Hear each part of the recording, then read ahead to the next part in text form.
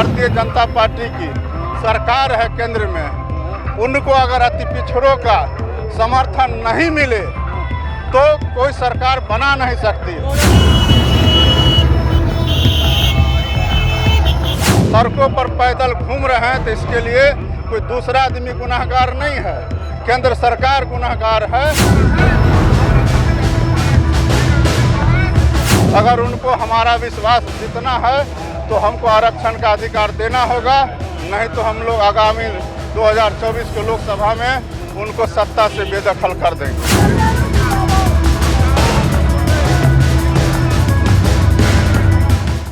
नमस्कार, मेरा नाम आलोक है। आप लाइव सीरीज देख रहे हैं। इस वक्त हम पटना की सड़कों पर हैं। बिहार सरकार के मंत्री नीतीश कुमार के कैबिनेट मंत्री मदन सहनी जो है वो पदयात्रा कर रहे हैं। तमाम तस्वीर आपको दिखा रहे हैं कैसे आरक्षण के लिए, अति पिछड़ों के आरक्षण के लिए जो अधिकार पदयात्रा की शुरुआत की थी चंपारण की केसरिया से, वो पिछले 7 दिनों से लगातार पदयात्रा कर रहे हैं और हजारों की संख्या में लोगों के साथ वो पटना पहुंच चुके हैं। ये तमाम तस्वीरें आपको दिखा रहे हैं कैसे अति पिछड़ों के आरक्षण के लिए केंद्र सरकार के खिलाफ हजारों की संख्या में जो लोग हैं वो सड़कों पर उतरे हुए हैं। मदन सहनी उनका नेतृत्व कर रहे हैं और हुंकार भरी जा रही है केंद्र सरकार के खिलाफ। आप पदयात्रा कर रहे हैं, लगता है कि केंद्र में सरकार जो है वो अति पिछड़ों के साथ नाइंसाफी कर रही है। वर्षों पहले बिहार सरकार के माननीय मुख्यमंत्री श्री नीतीश कुमार जी बिहार के अनेकों अति पिछड़ी जातियों को SC ST में शामिल करने के लिए अनुशंसा किए थे और हम सभी बिहार के अति पिछड़ा इंतजार कर रहे हैं कि अब हमको आरक्षण का अधिकार मिलेगा। और हम लोगों ने अपने स्तर से कई अति पिछड़ा वर्ग के नेताओं के द्वारा भारत सरकार के सामाजिक न्याय और अधिकारिता मंत्री से शिष्टमंडल में भी जाकर के हम लोगों ने मुलाकात की।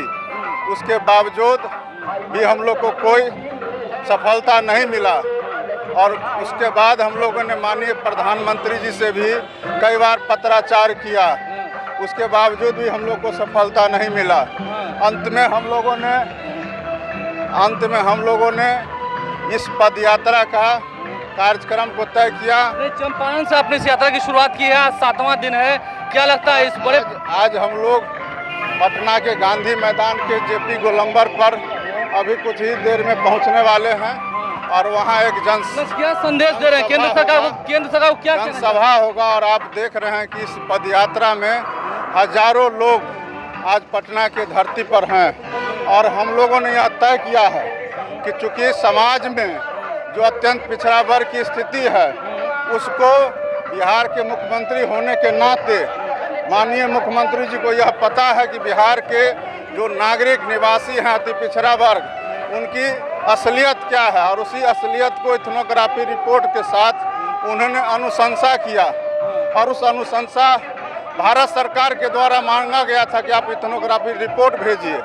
इथनोग्राफी रिपोर्ट भी भेजा गया, बावजूद उसको ठंडे बस्ते में डाल दिया गया। क्यों डाला गया, यही तो सवाल है ना। जबकि यही तो हम बताना चाह रहे हैं कि जबकि कोई भी सरकार हो, खास करके जो भारतीय जनता पार्टी की सरकार है केंद्र में, उनको अगर अति पिछड़ों का समर्थन नहीं मिले तो कोई सरकार बना नहीं सकती। 2024 में लड़ाई है, कैसे देखते हैं? और हम लोग ने तय किया है या तो हम लोग को आर्थिक स्थिति, सामाजिक स्थिति, शैक्षणिक स्थिति से उबारे केंद्र सरकार, और जब हम वोट दे करके उनको सरकार बनाने का काम करते हैं तो हम लोग से इतना नफरत क्यों करती है केंद्र सरकार।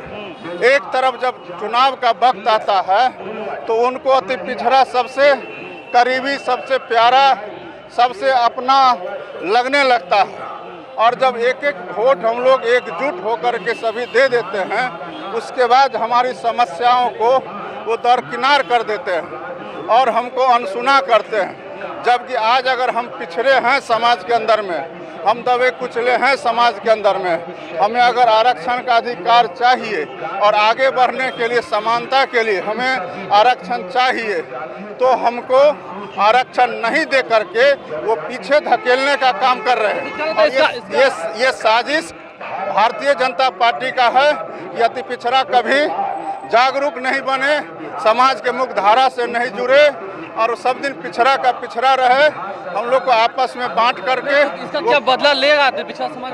हम आपको पूरी बात बता रहे हैं, आप जल्दबाजी में ना करें।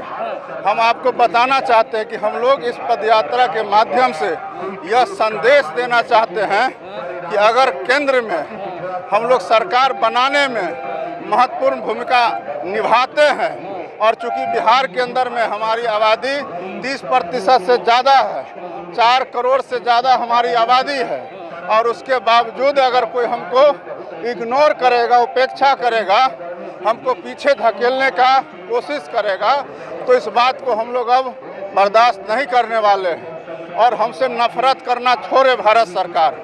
और हम जिस तरह उनको बनाने का काम करते हैं, हमारे आने वाला युवा पीढ़ी को भी वो ज़रूर इस पर ध्यान दे कि समाज के मुख्य धारा से ये समाज कैसे जुड़ेगा। अगर यह पिछड़ापन है तो उसका जिम्मेवार हम लोग केंद्र सरकार को मानते हैं। और आज अगर हम लोग दर दर की ठोकरें खा रहे हैं, सड़कों पर पैदल घूम रहे हैं, तो इसके लिए कोई दूसरा आदमी गुनहगार नहीं है, केंद्र सरकार गुनहगार है। और इस गुनहगार को बेगुनाही अगर साबित करनी है तो वो हम लोग को आरक्षण का अधिकार दे, अन्यथा जो आने वाला 2024 का चुनाव है वह केंद्र सरकार को, भारतीय जनता पार्टी को भारी पड़ेगा। जो समाज सरकार बना सकता है वह सरकार मिटा भी सकता है। यही इस आरक्षण अधिकार पदयात्रा का हम लोग का संकल्प है। और इस संकल्प, आपको लगता है कि इसके बाद केंद्र सरकार की नींद खुले नहीं खुले ये तो केंद्र सरकार को तय करना हो रहा है। क्या बिहार में महागठबंधन बन गया इसके बाद हो रहा है? हम लोग तो आज भी देश के माननीय प्रधानमंत्री जी से उम्मीद लगाए बैठे हैं। वो कहते हैं, उनका नारा है सबका साथ, सबका विकास और सबका विश्वास। अगर उनको हमारा विश्वास जितना है तो हमको आरक्षण का अधिकार देना होगा, नहीं तो हम लोग आगामी 2024 के लोकसभा में उनको सत्ता से बेदखल कर देंगे। मुझे लगता है कि महागठबंधन बिहार में जो बना है उसके बाद ही ऐसा हो रहा है। इस बात में कोई दम नहीं। अगर ऐसा होता तो बरसों पहले माननीय मुख्यमंत्री जी जब एनडीए हम लोग साथ में थे तो अनुशंसा किया गया था। महागठबंधन बने हुए तो अभी चंद दिन हुए हैं, उनकी मंशा ही गलत है, नहीं देना चाहते, उनका इरादा गलत है। नहीं देना चाहते। वो अति पिछड़ों को देखना नहीं चाहते, दलितों को देखना नहीं चाहते। वो चाहता नहीं कि गरीब समानता का अधिकार उनको मिले, और वो नहीं चाहता है कि हम लोग तरक्की करें, और वो चाहता है कि गरीबी भुखमरी में रहे, सब दिन हम लोग मजदूरी करते रहें और उनकी गुलामी करते रहें। अब गुलामी की जंजीर को अति पिछड़ा ने तोड़ लिया है, अब आगे बढ़ेगा और इसको आगे बढ़ने से कोई नहीं रोक सकता। देखिए, तो अति पिछड़ों की लड़ाई लड़ रहे हैं मदन सहनी हमारे साथ हैं, बिहार सरकार के समाज कल्याण मंत्री हैं, और चंपारण से इन्होंने इस पदयात्रा की शुरुआत की है। ये पदयात्रा जो है पटना पहुंच चुकी है, और अब वो कह रहे हैं कि अति पिछड़ों की अगर हक की बात नहीं की गई तो केंद्र सरकार को गद्दी पर लाना जानते हैं, अति पिछड़े तो गद्दी से उतारना भी जानते हैं। आपने सुना क्या कुछ उन्होंने कहा है। पदयात्रा चल रही है पटना में, तस्वीरें आपको दिखा रहे हैं। हमारे चैनल को सब्सक्राइब कर लें, साथ साथ फेसबुक पेज भी लाइक करें। धन्यवाद।